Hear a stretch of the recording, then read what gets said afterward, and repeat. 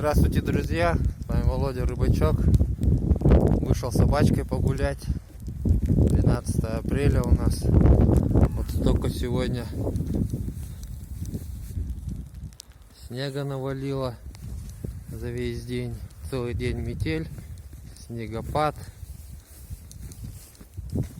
Завтра вроде уже обещают плюс 7.